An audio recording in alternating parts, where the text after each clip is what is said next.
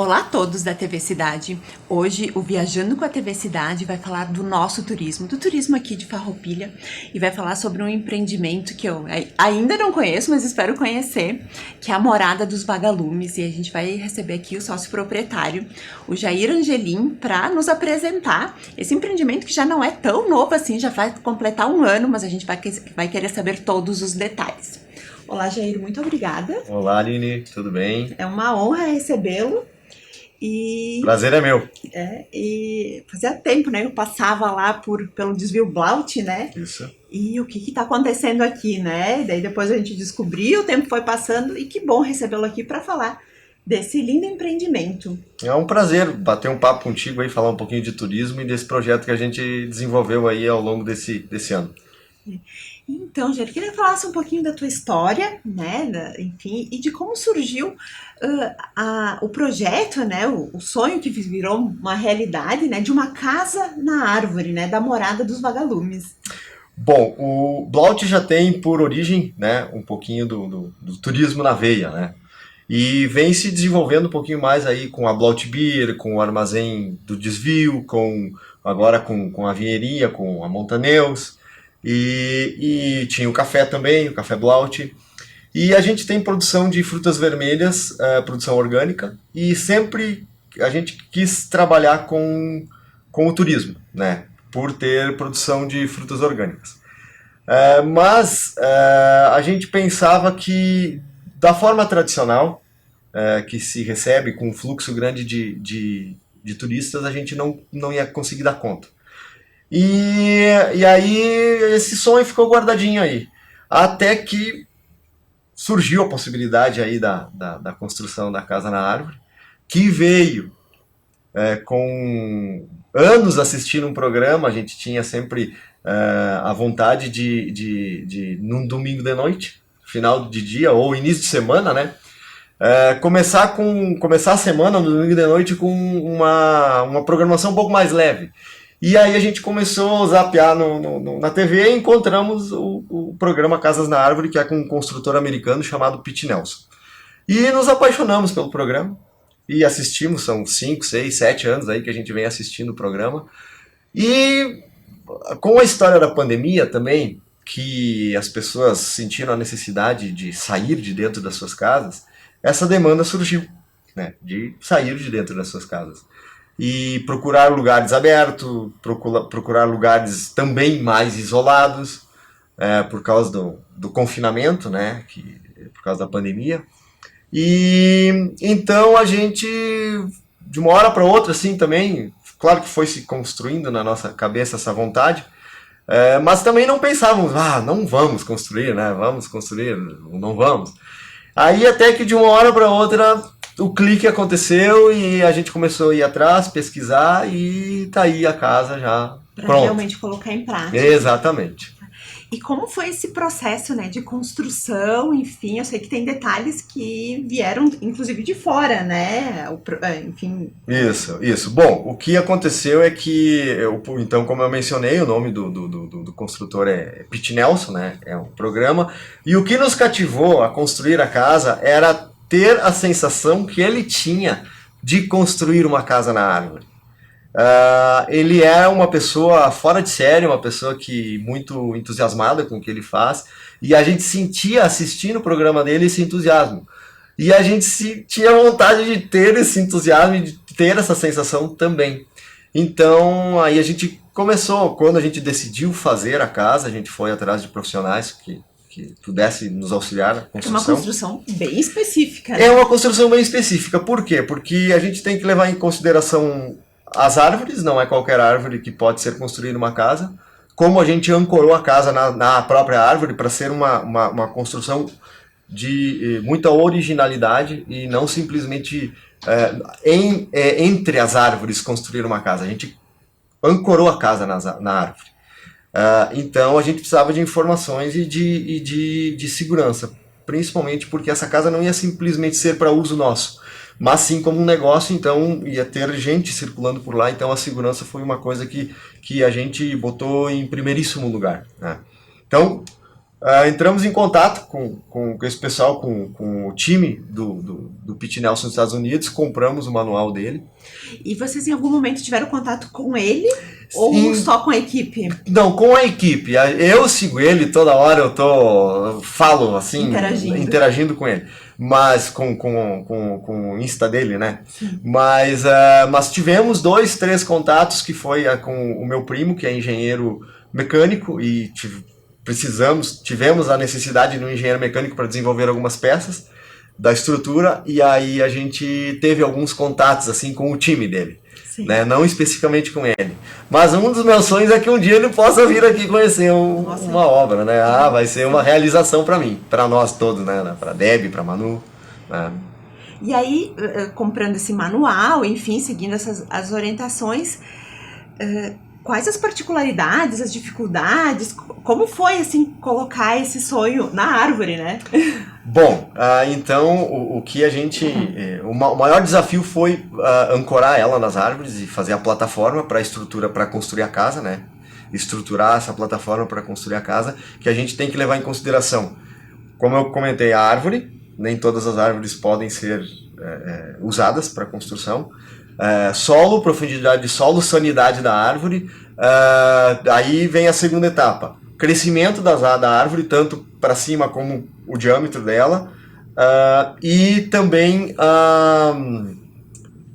me fugiu agora, mas o desenvolvimento, o vento, isso que eu ia dizer, o vento, porque as árvores se mexem. E não é uma árvore só, são 4 árvores que ancoram E que espécie de árvore? A que a gente usou foi o eucalipto vermelho, que é com porque bastante... ele não pode ser muito flexível, imagino também, né? É que depende também do vento. Por exemplo, localização, se tu fores trabalhar numa região... o Pete Nelson, por exemplo, tem lugares nos Estados Unidos que ele não constrói. Califórnia ele não constrói. Por quê? Porque tem um furacão. Então não é aconselhável. Então lugares muito topo de morro, onde tem muito vento, onde é uma região um vento considerado, não se aconselha construir. Então a posição das árvores que a gente tinha e a localização era perfeita, porque era uma certa encosta, não pega rajadas de vento muito forte, ela é bem protegida. Então a gente conseguiu desenvolver o projeto nestas árvores. Porque tinha que ter então o relevo, né? E a árvore. E a árvore adequada, solo, várias coisas. Sanidade da árvore, chamamos uma engenheira ambiental, uma engenheira florestal, para que avaliasse as árvores, a sanidade das árvores, para não construir toda uma estrutura e aí depois perceber que a árvore não tinha... Sempre não tem como substituir, né? Não. Mais que ela vai crescer. Não tem como. Tá aí, tem que ficar. E aí a busca de profissionais, né, para fazer isso, já me falou que professor de engenheiros, enfim, mas e para a execução dessa obra, né, porque não veio o pacote pronto, né? Não veio o pacote pronto. Quando a gente se joga num projeto como esse, eu sou apaixonado por arquitetura, mas nunca trabalhei com isso. Eu gosto, adoro, mas nunca trabalhei com isso. Mas a gente nunca sabe todos os desafios que vão surgir pelo meio do caminho.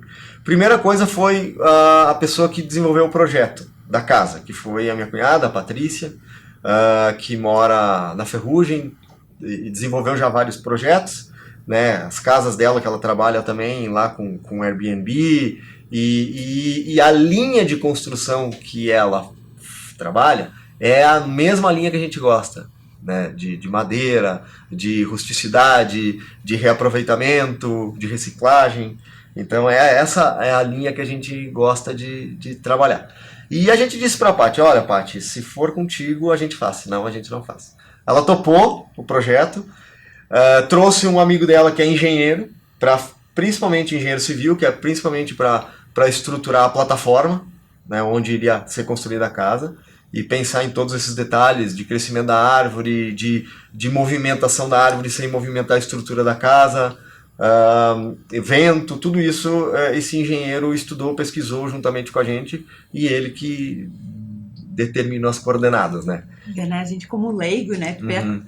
o projeto andando, enfim, né, passando, e Uhum. enfim, agora pronto, a gente não tem ideia, né, de quanto trabalho, É. estudo tá por trás, né? Foi bastante estudo que a gente teve aí, profissionais para E aí ela topou, executar. e aí a parte da execução. A execução também foi da mesma maneira.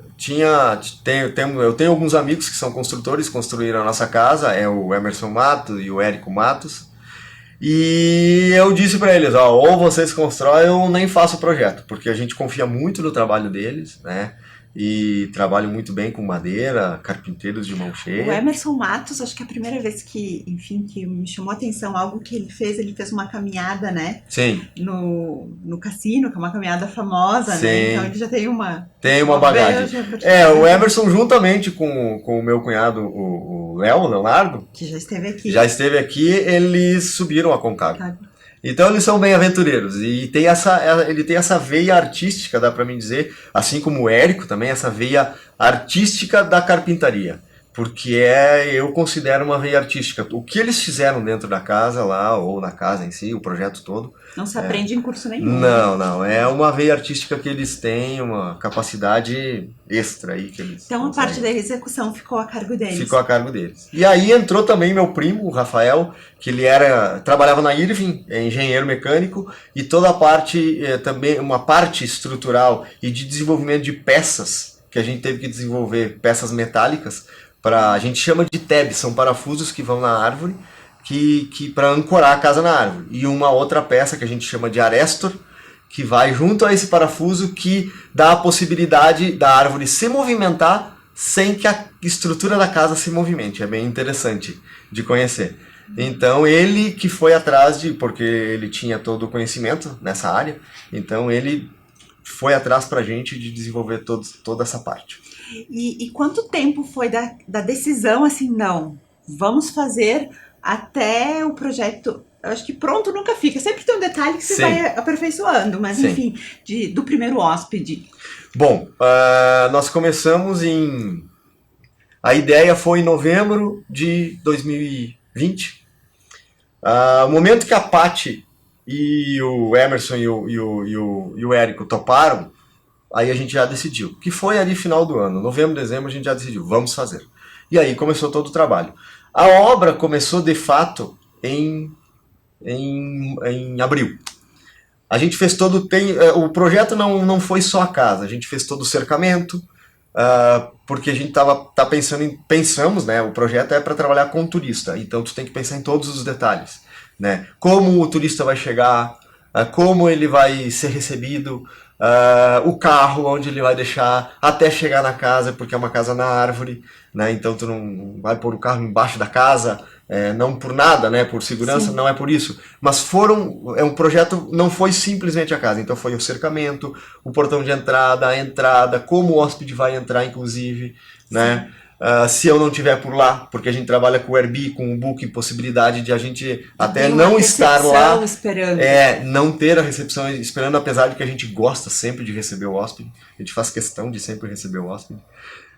Mas então a gente pensou em todos esses detalhes. Então foi o cercamento, a entrada, a garagem. E um outro detalhe muito importante, que a nossa casa, além de ser inusitada, uma casa na árvore, ela é acessível para pessoas com deficiência, pessoas com cadeirantes. Por que essa ideia? Eu vou contar uma historinha rápida para ti, que foi no início, que eu não te contei ainda.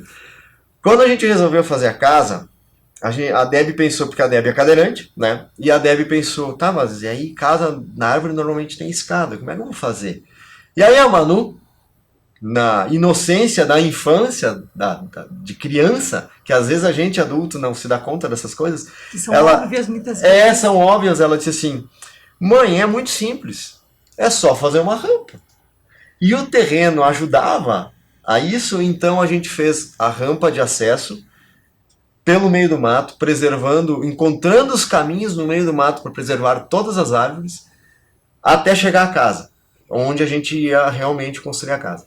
Então a casa é acessível, então tem as passarelas, eu estava comentando, cercamento, né?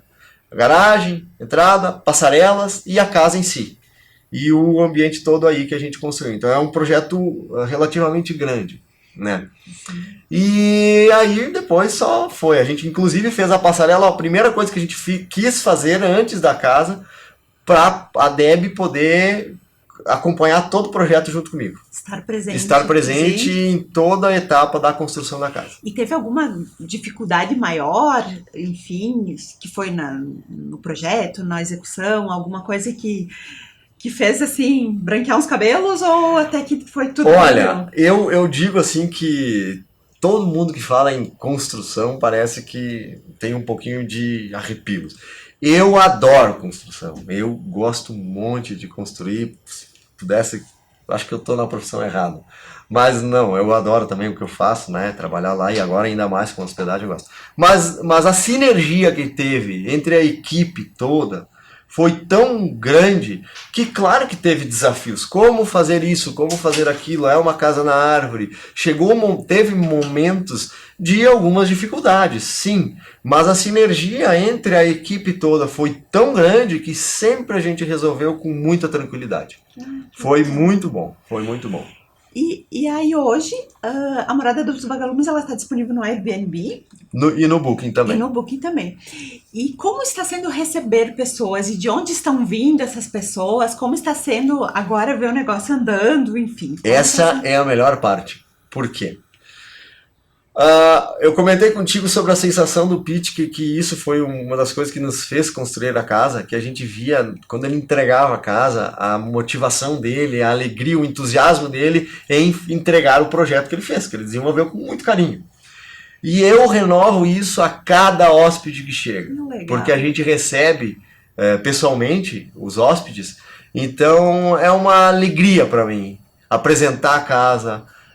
Claro que a gente vai com a interação com o hóspede até onde eu percebo que o hóspede quer essa interação. Sim. Às vezes tem hóspedes que querem interagir menos, não tem problema. Tá tudo bem. Mas é maravilhoso. E as pessoas, o grande público é da região de Porto Alegre, da região metropolitana. Porto Alegre, Canoas, tem mas muita gente de Porto Alegre.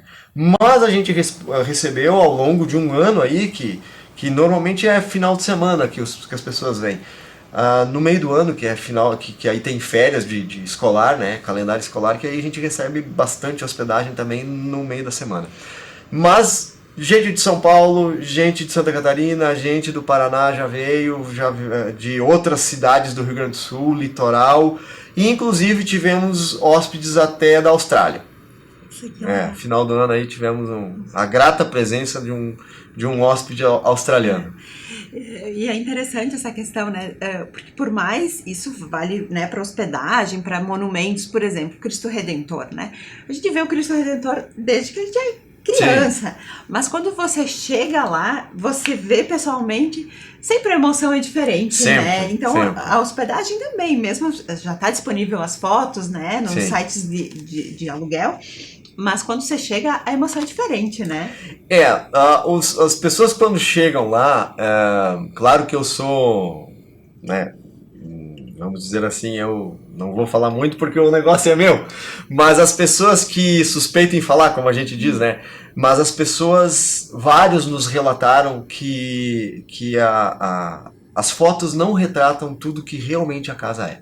Porque a casa tem muita energia boa lá dentro, porque, como eu comentei contigo, a sinergia da equipe foi muito boa, tudo aconteceu de uma forma tranquila, muito bom, muito bacana, muito tranquila, foi bem interessante. Então as pessoas sentem essa energia. E muitas coisas dentro da casa foi construída pelo pessoal, pela equipe, algumas eu aprendi com eles, então eu construí muita coisa, né? Mesinhas de cabeceira, luminárias, quadros, penduradores, então teve muita coisa lá dentro que eu mesmo pus a mão e construí, porque eu estava inserido ali nesse universo e nessa energia toda, que foi uma coisa assim maravilhosa. Eu me arrepio toda vez que eu falo com os hóspedes e tenho prazer em falar, né, de todo esse processo da construção. E eu como, né, consumidora do turismo e de locais, assim, eu posso falar, né, com propriedade que realmente isso faz diferença, né? Uhum. Tem lugares que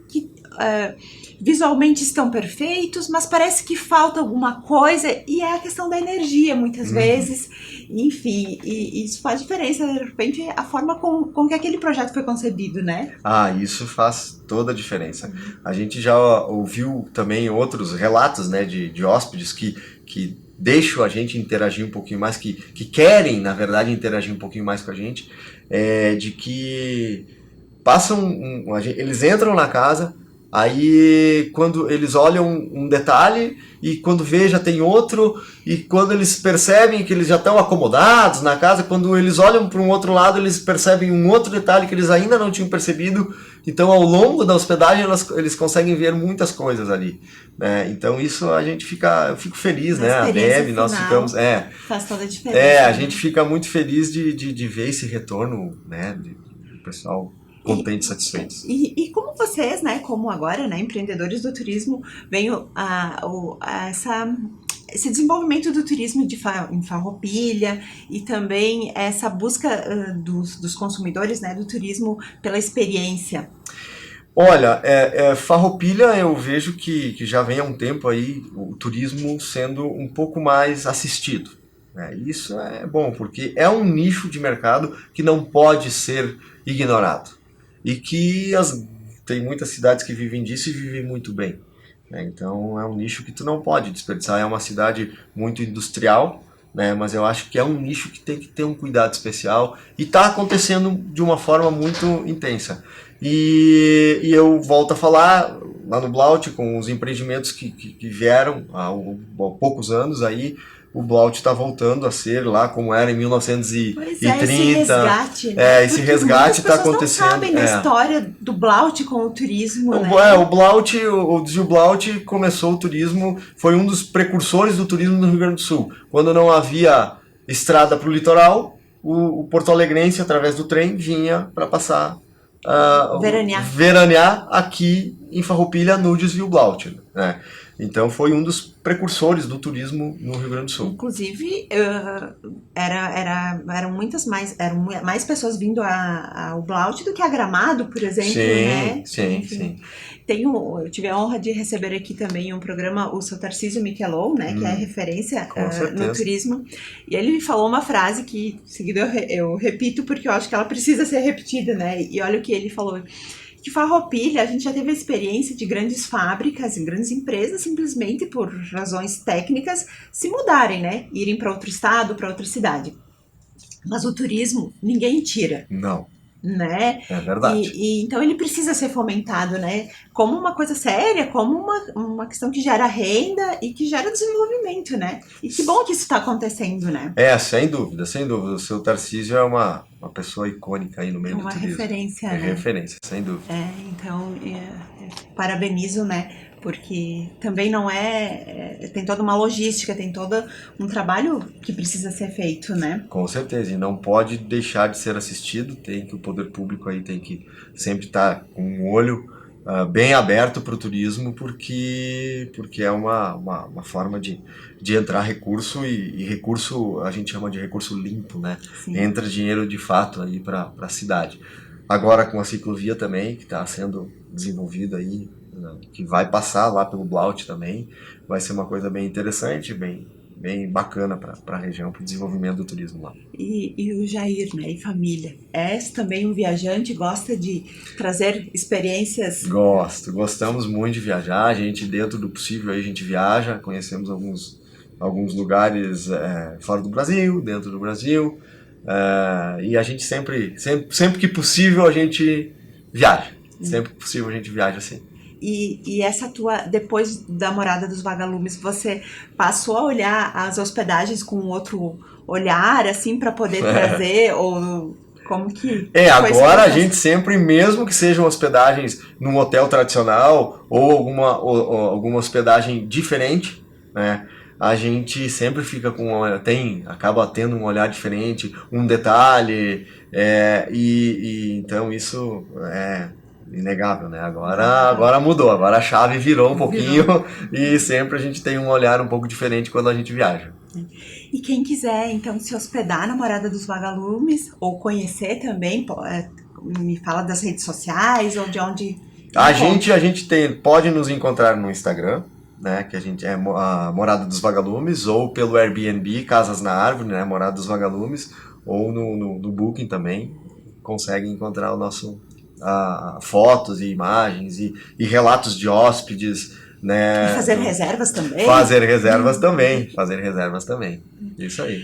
Jair, queria te agradecer a presença e queria parabenizar, né, pelo entusiasmo com que trata o turismo, né? Obrigado. E sempre que tiver novidades, as portas estão abertas. Agradeço a ti, Aline, pelo espaço aí para divulgar um pouquinho, falar um pouquinho desse projeto que eu considero, né, tão diferente e importante para Farroupilha. É algo novo, diferente, que surgiu aí e vai sim levar o nome de Farroupilha devagarinho, né? Mas a ideia é levar o nome de Farroupilha junto com a morada da Morada dos Vagalumes. E, gente, não é porque a gente mora aqui que a gente não pode se hospedar na própria cidade, né? Eu sempre digo que viajar é ir pro outro lado do mundo, mas muitas vezes é ir pro outro lado da cidade, né? Verdade. Então, por que não, né? Verdade. Então, te agradeço. Muito obrigada, Jair. E obrigada a todos. Obrigado, sim.